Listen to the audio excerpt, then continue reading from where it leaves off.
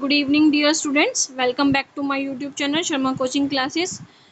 आज की वीडियो में बेटा आप लोगों को जैसे कि पता है जो +2 12th है हमारा 2021-22 का सेशन 2 टर्म्स में डिवाइड हो चुका था, टर्म 1 एंड टर्म 2 में ये जो है हमारा डिवाइड हो चुका है। और आज जिसका हमें इंतज़ार था वो सिलेबस जो है वो आ चुका है टर्म 1 के लिए। आज की इस वीडियो में हम पढ़ने वाले हैं अकाउंटेंसी के सिलेबस में क्या रिडक्शन हुई है, हम क्या क्या करने वाले हैं और क्या क्या सिलेबस रिड्यूस हुआ है और हमारी क्या स्ट्रेटेजी रहेगी अकाउंटेंसी को लेकर। ओके, चलो लेट्स स्टार्ट। तो जो टर्म 1 है आपको जैसे कि पता है ऑब्जेक्टिव टाइप रहेगा, आपका सारा का सारा पेपर जो है एमसीक्यू में रहेगा, एमसीक्यूज ही आपको आएंगे। और ये जो है आपके टोटल 40 मार्क्स का होगा और ड्यूरेशन आपकी कितनी होगी, 90 मिनट्स होगी। ठीक है, जो आपका जो 10 मार्क्स का, कई बच्चे पूछ रहे हैं मैम प्रैक्टिकल होगा कि नहीं, प्रोजेक्ट वर्क इसमें होगा कि नहीं, कब सेकंड में होगा कि फर्स्ट में होगा। यस, प्रोजेक्ट वर्क होगा। प्रैक्टिकल पेपर टर्म 1 में भी होगा 10 मार्क्स की वेटेज के साथ, और प्रैक्टिकल टर्म 2 में जो है हमारा 10 मार्क्स की वेटेज के साथ होगा। एक ही प्रोजेक्ट बनाना है, उसको 2 पार्ट्स में डिवाइड कर दिया गया है। ठीक है, तो प्रोजेक्ट के लिए मैं आपकी एक अलग वीडियो बनाऊंगी, बिजनेस का, इको का और आपके अकाउंटेंसी के प्रोजेक्ट के लिए क्या रहेगा। ओके, हम अभी जो हमारा पेपर है एमसीक्यू बेस्ड, इसमें हम देखते हैं क्या सिलेबस हमारा रहेगा। जो हमारा बेटा यूनिट 1 है, पार्ट ए और पार्ट बी है। पार्ट ए में यूनिट जो फर्स्ट है हमारी वो रहेगा अकाउंटिंग फॉर पार्टनरशिप फॉर्म में, जो हमारा एनपीओ चैप्टर था, फर्स्ट चैप्टर ऑफ हमारा फॉर +2, ये अभी हमारा नहीं है, ये टर्म 2 में है। ओके, तो ये जो है हमारा कौन से में है, टर्म 2 में है, इसलिए हम इसको अभी नहीं करेंगे। किया हुआ है हमने, बट अभी इसको यहीं पे छोड़ देंगे, बाद में इसको जो है रिवीजन करेंगे इसकी। ओके, पर ये क्या है, भूलना नहीं है इसको। Okay, accounting for partnership firm में सबसे पहले चैप्टर जो हमारा चैप्टर 1 है फंडामेंटल, वो ही आएगा, कंप्लीट आएगा, इसमें कोई रिडक्शन नहीं हुई है। Change in profit sharing ratio, PSR जो चैप्टर है उसके पहले हमारा गुडविल चैप्टर है, तो इसका मतलब ये नहीं है कि गुडविल नहीं आएगा, गुडविल एडमिशन के लिए इम्पोर्टेंट है और आएगा ही आएगा। ठीक है, तो गुडविल भी चैप्टर जो है उसमें कवर होगा, तो आप ये मत सोचना कि गुडविल चैप्टर नहीं है, तो गुडविल चैप्टर आपका इसी के अंडर कवर हो रहा है। ओके, नेक्स्ट आपका जो है partnership, admission of a partner आएगा। पार्टनरशिप में क्या डिलीट हुए हैं टॉपिक्स, वो भी मैं आपको ये साथ डिस्कस करूंगी अभी। ओके, और ये जो 4 चैप्टर्स हैं, 3 नहीं है यहाँ पे, 4, गुडविल भी है एक। ओके, तो ये कितनी वेटेज रहेगी इनकी, 18 एमसीक्यूज, मतलब 18 मार्क्स के आएंगे आपके ये पेपर।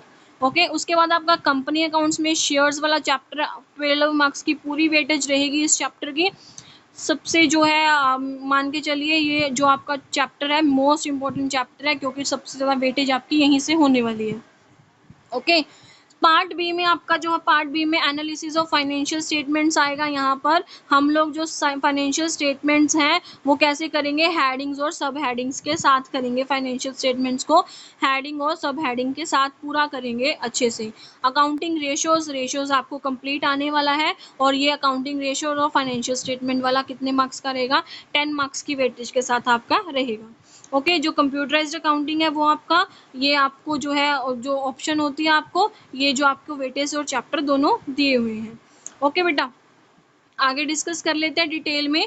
जो आपका टॉपिक है पार्टनरशिप फॉर्म, पूरा फंडामेंटल्स में सारा आएगा आपका, पार्टनरशिप का फीचर, डीड, पार्टनरशिप एक्ट की प्रोविजंस, ठीक है, एब्सेंस में क्यों 5 जो प्रोविजंस होती हैं वो सारी की सारी, फिक्स्ड कैपिटल, फ्लक्चुएटिंग कैपिटल, आपका P&L, appropriation account, guarantee, profit among share, division of profit among partners, past adjustment relating to interest on drawing in salary, profit ratio, तो सारी की सारी, मतलब ये सारा का सारा चैप्टर आपका जो है कंप्लीट रहेगा, कंप्लीट चैप्टर आपका आएगा, कोई डिलीशन नहीं है सिलेबस में इसमें। ओके, गुडविल वाला चैप्टर है आपका, गुडविल में आपका नेचर फैक्टर तीनों के तीनों ही आपके मेथड्स आएंगे। ओके, ये जो आपके कुछ नोट्स दिए हुए हैं ये आपको पता ही है, इंटरेस्ट ऑन लोन जो है वो प्रॉफिट अगेंस्ट चार्ज होता है, और जस्ट गुडविल जो है वो दोनों तरफ, पार्टनर्स कैपिटल और करंट अकाउंट दोनों में एडजस्ट की जा सकती है। ओके, जैसे भी क्वेश्चन में गिवन होगा। तो जो नोट दिया हुआ है देखो, rising and writing of goodwill is excluded, ये पहले भी नहीं आता था बट ये सिलेबस में हमारे दिया हुआ था।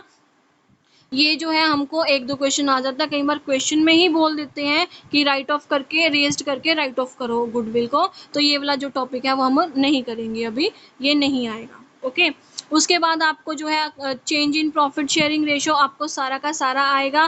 Treatment of reserve, treatment of accumulated profit, goodwill का ट्रीटमेंट, रिवैल्यूएशन और बैलेंस शीट जो है वो आपका प्रिपरेशन सारा कुछ रहेगा। एडमिशन ऑफ अ पार्टनर्स में आपका सारा कुछ रहेगा, बट जो हम नहीं करने वाले हैं वो क्या है आपका, इसमें हम कैपिटल अकाउंट नहीं बनाएंगे इस बार, वो नहीं है आपको, बैलेंस शीट नहीं है आपको, और आपको एडजस्टमेंट ऑफ कैपिटल भी नहीं है, एडजस्टमेंट ऑफ कैपिटल भी नहीं है। समझ में आई? कैपिटल अकाउंट भी नहीं है, बैलेंस शीट भी नहीं है और एडजस्टमेंट ऑफ कैपिटल भी नहीं है।